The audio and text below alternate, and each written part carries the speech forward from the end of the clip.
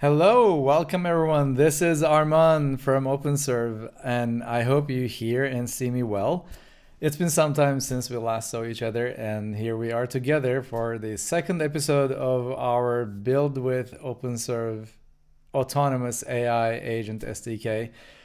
We have a jam-packed schedule today, and I have a very special guest to join me.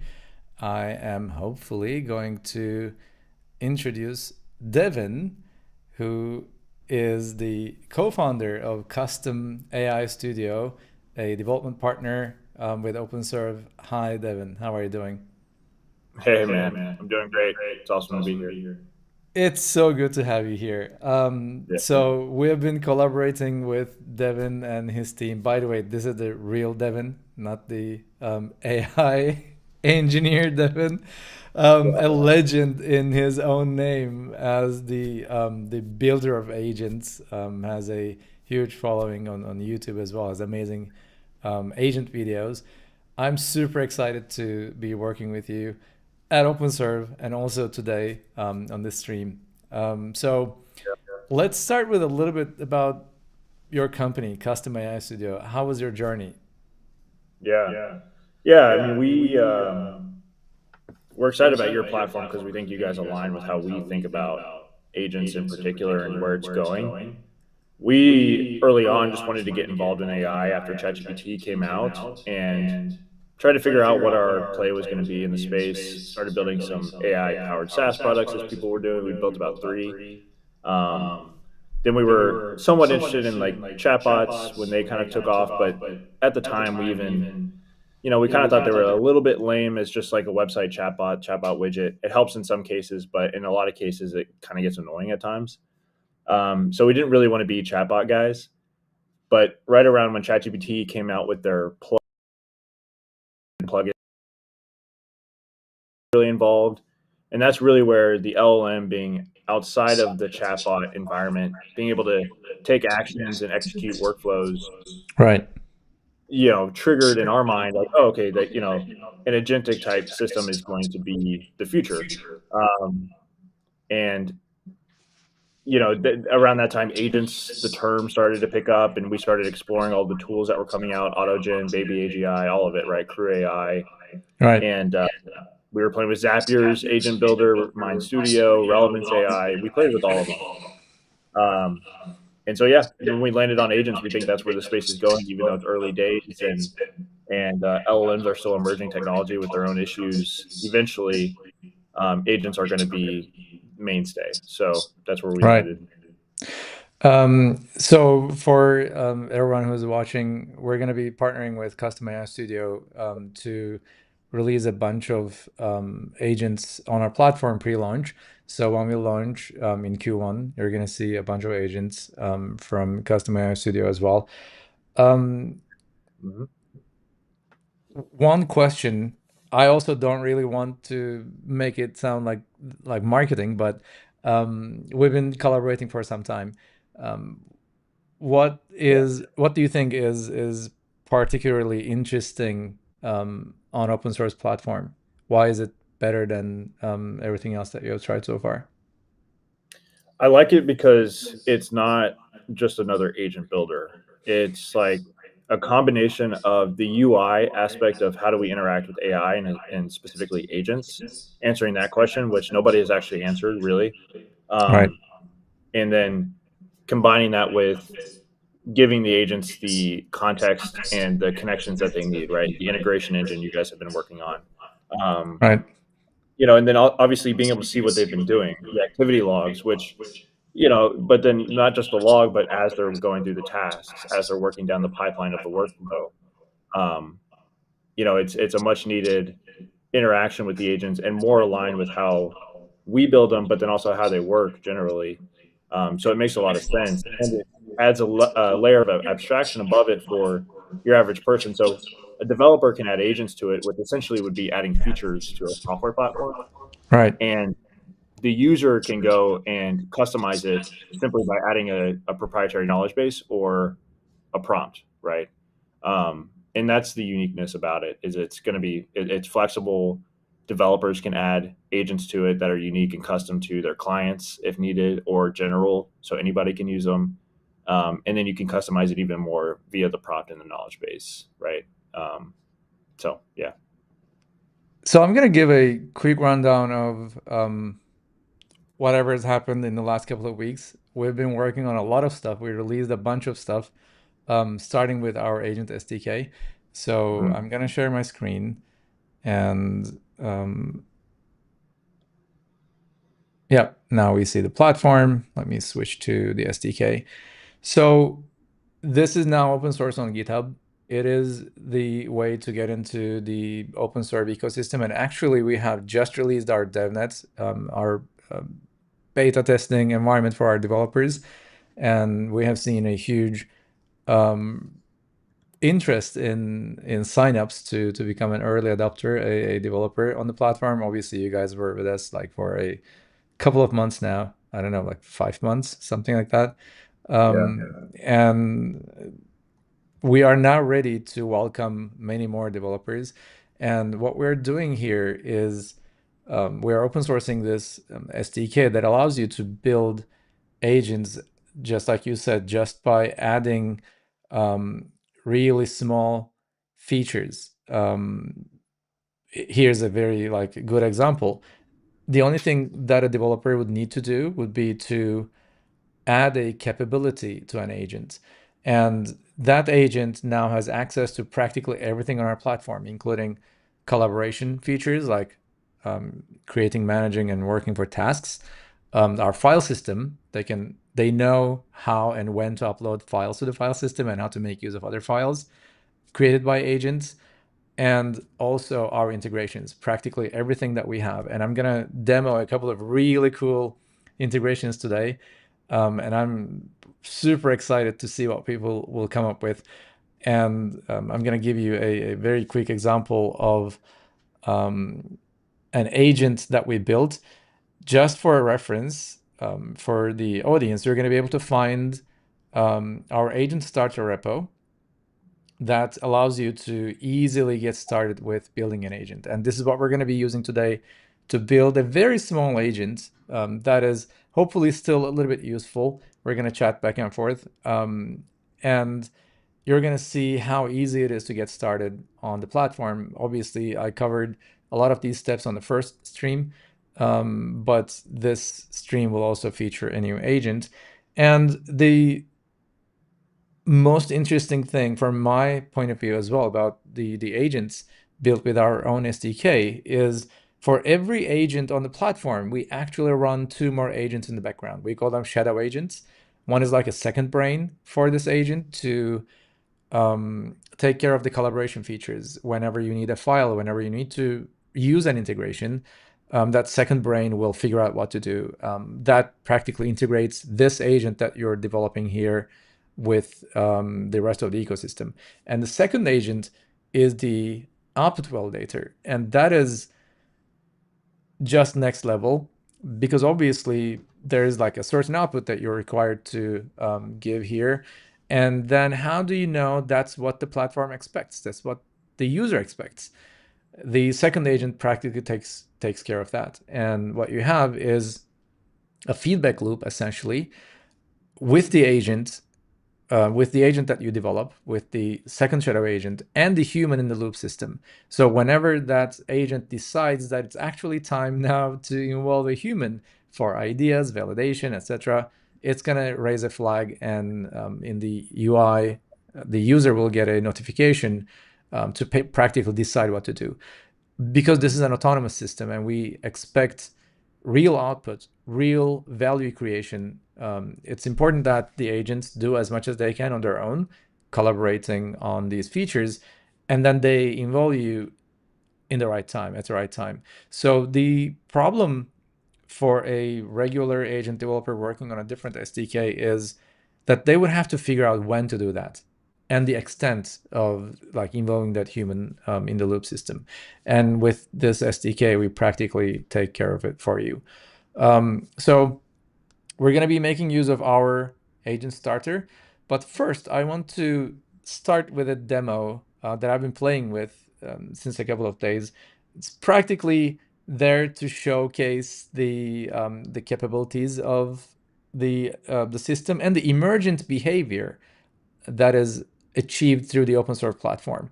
Like when you bring several of these agents together, they form something powerful, so powerful that like it's practically bending my mind still.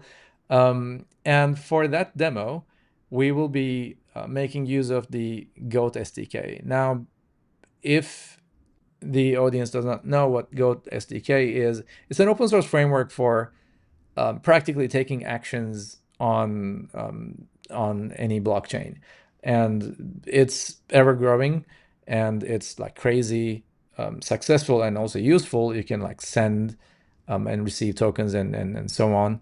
And what we built actually is an example agent with Goat that is already available on our platform, and people can easily fork this and build their own versions with their own wallets and use them on the platform. This is a very simple example of how to make Goat work with the platform. It's available as an agent, and I'm going to be using that to practically have a look at my wallet, which is around here. So I have a couple of tokens here, and do stuff with that, right? And the beauty is, since this agent will be part of the platform, you can add it to your project, and then you can use it to do whatever you want with it. And the example that I'm going to do is, let's go back to our user interface. This is the project screen. Obviously, every time I'm doing the stream, I'm cleaning up my workspace. So I'm going to create a new project. What I want to do today, just as a demo before we get started with programming, because this is going to take some time, is I want the system to practically have a look at my wallet, to see the tokens that I have, and to get their balance and let me know, and then do some research about the tokens that are on my wallet. With that research, I'm gonna ask for a podcast episode to be created about like the latest news about those tokens. And then what we're gonna do is, I want to upload that as a video to YouTube. So this is the entire value chain. I have a wallet attached to the system. It has some tokens in it. I want to grab the latest news about it and create a podcast. I'm going to fictionally call this like Wallet News Weekly. Okay. So that's the name of my project, Wallet News Weekly. Something like this. I think it would work. And what you need to do is to write what you expect. So I can like say retrieve my wallet balance, right? Including, what do I have? I have serve, I have virtual, and ETH, of course, in it. And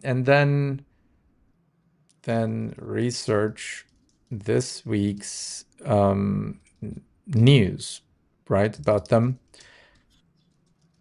And then create an intriguing podcast episode,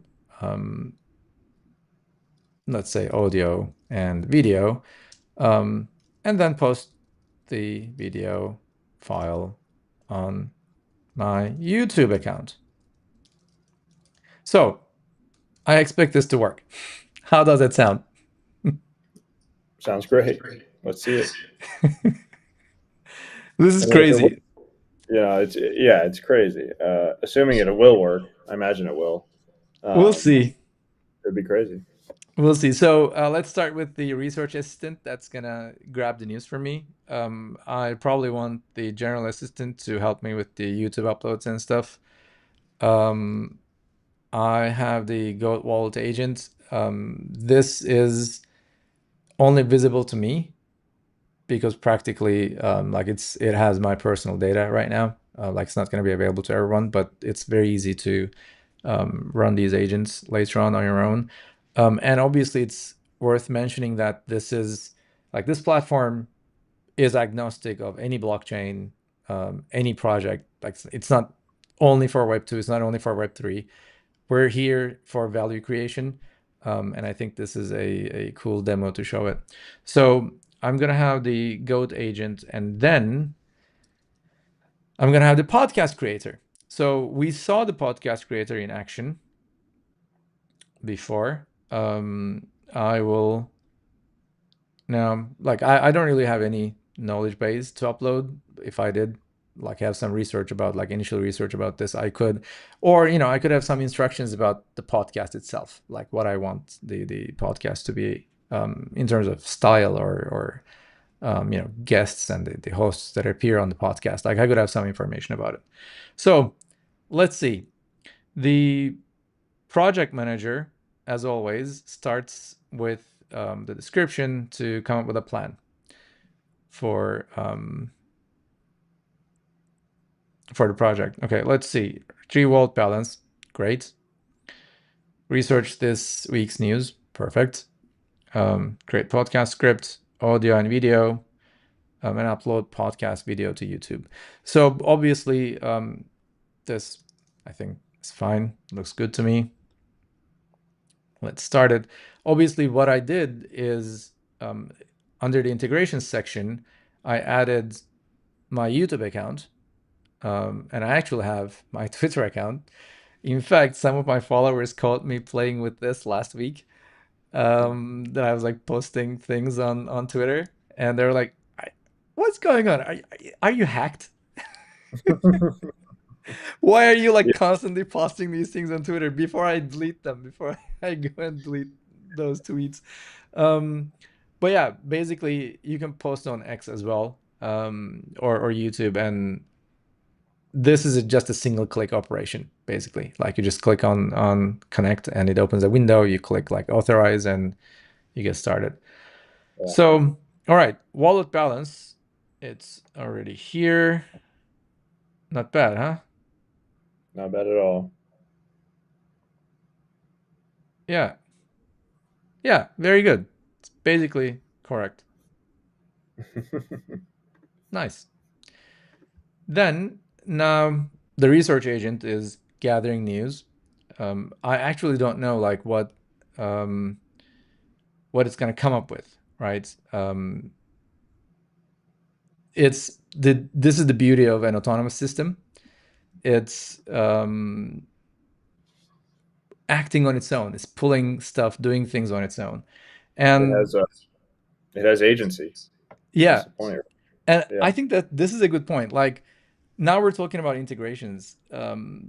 What is your experience with integrations so far in your agent endeavors? It's the biggest headache we deal with, but it is the most important piece, right? Like even your knowledge base, like something that would be a cool feature is like being able to like have different knowledge bases be on various different data sources and just say, hey, this is the knowledge base, right? And that is it's alive, it's constantly updating, like meeting transcripts, whatever it is, and the Right, agent pulls knowledge base. But I guess you could set up an agent that does that, right? So maybe it's not even necessary. right. Um, and obviously, you work with a lot of clients that require real life integrations. Yeah. Um, like, what are the most common scenarios? Like, what do they ask for, and what does your process look like integrating a new integration? Yeah, so we use N8N as our agent builder. Right, So we basically have to, most of the time we're using OAuth integration. And so they either add a seat and give us the access to go and set it up for them, right, or we walk them through the process of setting it up. And it can be somewhat tedious. And if you don't know what you're doing, very confusing. Um, so it's quite a process. Usually what we're integrating are kind of the basics. So email, calendar, Slack, or any other communication channel, and then a CRM. CRMs vary wildly, and then Right. project management software, which also varies wildly depending on the industry and what you're doing. So even if we have off the shelf agents available, Right. it's really like the integration is the custom piece of it that matters a lot. And then the API calls that you need to make are completely different. So you might have to reconfigure the workflow anyway. So when people say, "Oh, if I could just like copy and paste the workflow, it would be ready to go," not really, because you Yeah. kind of depending on the integration, you have to set up the API calls in a certain way, and Yeah, it and becomes it always differs, right? Like from one use case to the other, you have slight variations that you have to practically like manually build in. exactly. This is really the problem that we try to tackle with our integrations engine. Now we have a smart engine. It took us about a couple of hours, maybe a day, to integrate YouTube. We did Mhm. that specifically for the stream. Um, Same with like all the other integrations we have right now, like Gmail, Slack, Google Drive. We expose all of these integrations to all of the agents, and Mhm. there's a natural language layer on top of each agent that people can just interact with and talk to, do things like invite someone for a meeting on my calendar, and it does that. If you Yeah. have multiple calendars, it asks for which calendar you like, or if you specify it, that's great. Or like sending emails with attachments. We didn't really need to write specific code to do that. Our Mhm. integrations engine just looks at the API documentation, open API spec of these integrations, and then figures out what to do on its own. Mhm. And that obviously comes with its own challenges, because sometimes it does the wrong thing, and you have to build around that. And then if you really need a niche integration, that is when you would have to build an agent. Like maybe you have a proprietary system, a proprietary API, then you could bring it on as an agent to Yeah. the system. So let's see how we're doing. Yeah. All We right. deal with that more often than we'd like, frankly. Sorry. We deal with that more often than we'd like, like proprietary Right. systems, Right. very limited API scopes. Yeah. And here, of course, like we take care of the authentication. Yeah. So the end user does not really have to give away any um, username, email, or a seed to the platform. Yeah. You build the agent, like you could be an agent builder to, for example, integrate with a third-party system, and your customers don't need to give you anything. They can use your agent on their own system to do action, which Mhm. is like one of the most powerful features of the system. Like we take care of the authentication, so no one needs to worry about like, am I giving away my credentials to a third party agent? And then that agent takes action on their behalf. Yeah.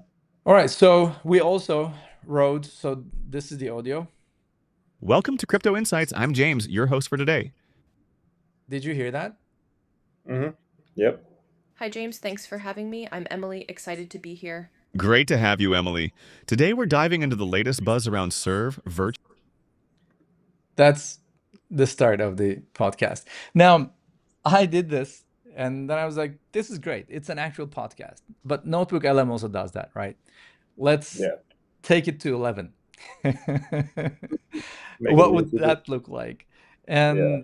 And I worked a couple of days and nights on a video rendering engine to Mm. practically take like any audio and a transcript and turn that into a podcast video so that you can, you know, tweet about it, and you can do Yeah. like automated tweets, or in this case also upload it to YouTube. Welcome to Crypto Insights. I'm James, your host for today. Hi, James. Thanks for having me. I'm Emily, excited to be here. Great to have you, Emily. Today we're diving into the latest buzz around Serve, Virtual, and ETH. This is the video that Absolutely.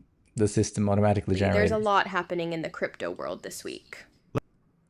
So the scenario that I'm after here is like, this is a very simple demo, right? I just put together in a couple of hours just for the stream. This is Yeah. not like a real job, but you can imagine that it can be. Like do this every week and just like get the latest buzz, and then send it to platforms. All right, please provide the title, description, and any other metadata. See, like, this is a very good thing.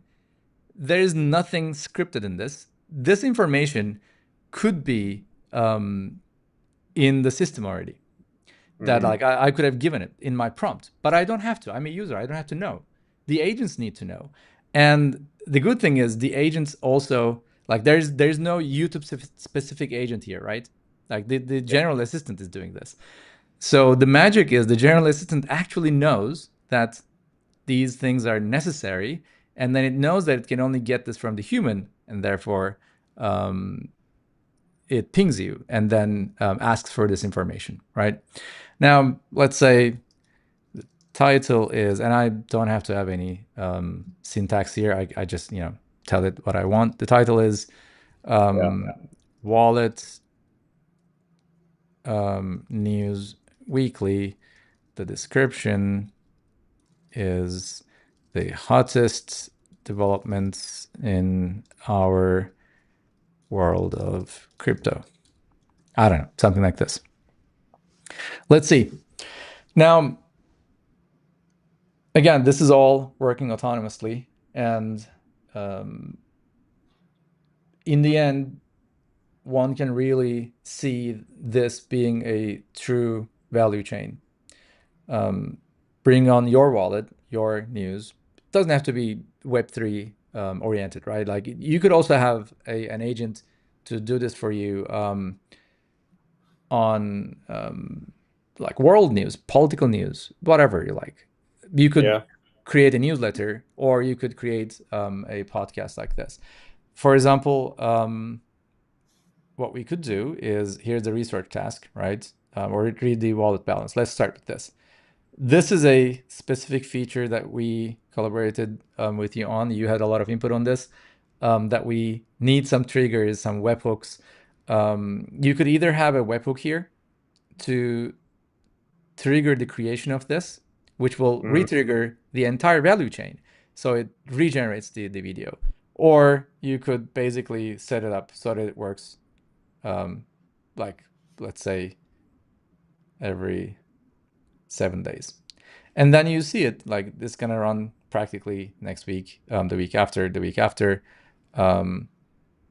and it's going to repost this, like, new episodes, every episode, like every week, a new episode on YouTube. So, manage your channel and gain an audience there. And you can imagine that there's going to be many more, like, video agents that have something like HeyGen videos, a real video of someone talking, maybe your AI clone talking and creating these videos. This is amazing, because now we practically bridge the gap between the needs of the end users in value creation, the tool chains, the capabilities of developers, builders like you guys, to provide that value, and we are the glue in between. And it's like super easy to get started with. And it hasn't been a super easy journey for you guys, I'm sure, because making something that is not only scalable but flexible enough to work with various different developers who are using various different platforms, and hundreds of integration possibilities. And then also the idea of an agent isn't even a solidified thing yet. Especially, like, how do you box it in? Like, what is the container of one single agent versus multiple agents, and what's the true difference there? All of those questions are still in the wind, and you guys have had some conviction around it that I agree with, and like where it's going. So it's exciting. I'm glad you guys added the triggers and the schedules. That's a huge plus. Right. So where do you see the agents? Like, how are they gonna create value for the real users who have needs, business needs, or in their personal, maybe entrepreneurial journey, in their business, in their daily lives? Yeah, I think it's going to start with lower tier, lower in the hierarchy knowledge workers and work its way up. Because when you really start to think about it, I mean, like everybody's thought about it, right?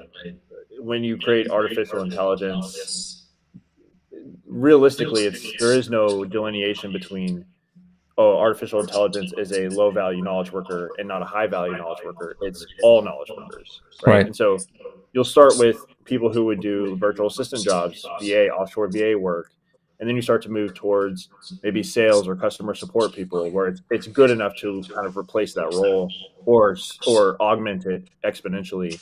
And then Right. managers are starting to use agents, and then agents are starting to develop plans and develop the prompts and the projects where you said, okay, I want to create a podcast and post it on YouTube based on this piece of information and this instruction. Well, eventually you're not the one even coming up with that idea, right? And so when you start to like pare it backwards, where does the human go to just give it one direction, just to trigger it and to go off and give it a direction to go in? It really could start all the way back in, hey, build me an e-commerce brand. Here's my product that I developed, right? And it starts to come up with everything, right? And then what I'm saying isn't unique, right? Sam Altman's been Yep. saying this, everyone's saying it, but Yep. you guys are ahead of the curve, I think, on it starting there, right? And then the idea is the prompt itself, the project, how you design the project. That's what matters, because once you Right. put it in the machine's going, right? And then the scale can be infinite. You could have it post 100 videos a day on YouTube, Right. if you really wanted to. So it's just about the plan at the beginning that matters. And here's the it's very good that you mentioned like the design of the project, right? Now, Yeah. we've been thinking really hard about this, like how to design this well.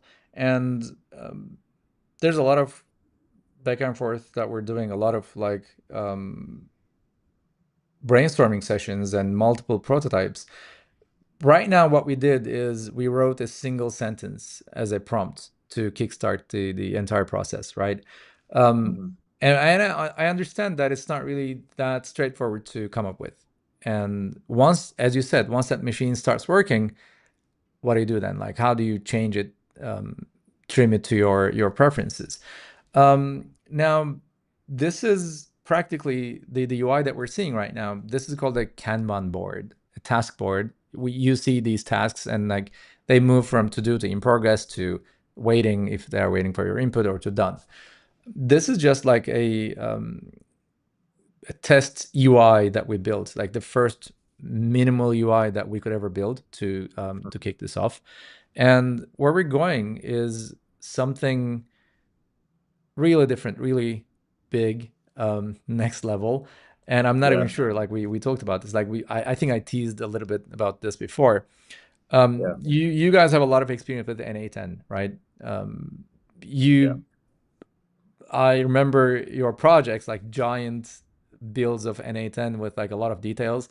It's practically impossible for a normal person who just wants value to work with that, like to create that on their own.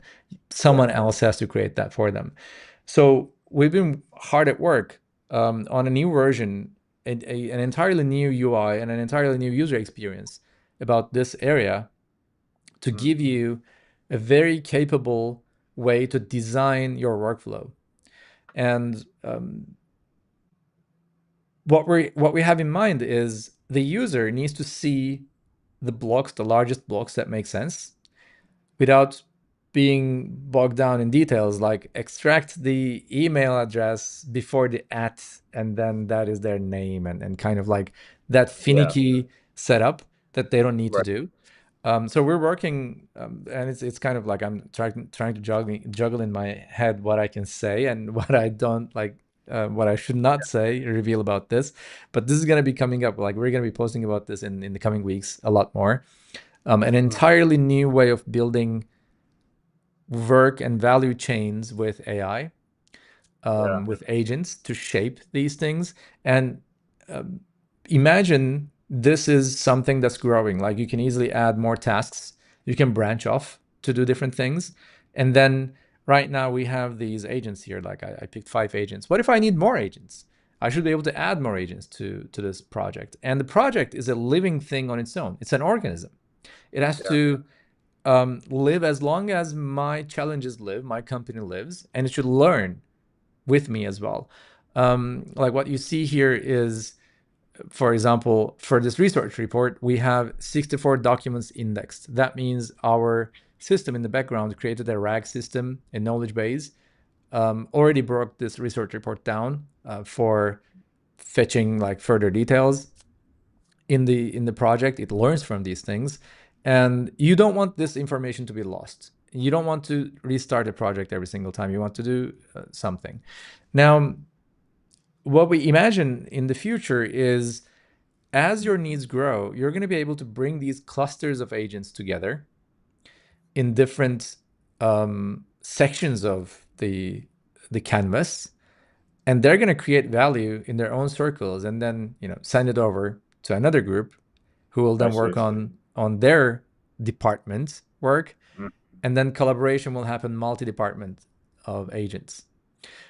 This is the next big thing that we're working on for a very long time, actually. So with respect to that, like everything I said,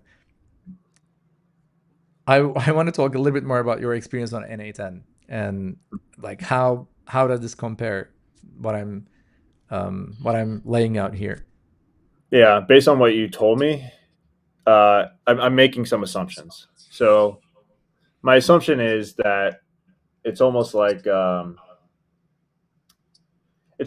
if you are, back in the day, you're a general and you're in your giant tent with all of your, or you're the head honcho and you're in the tent with all of your generals, and you have all the pieces on the board and you're mapping out your plan of attack and strategy, but each piece is a legion, right? Which is like 10,000 guys, and each team has their own responsibilities on what they do inside of that, legion or whatever it is.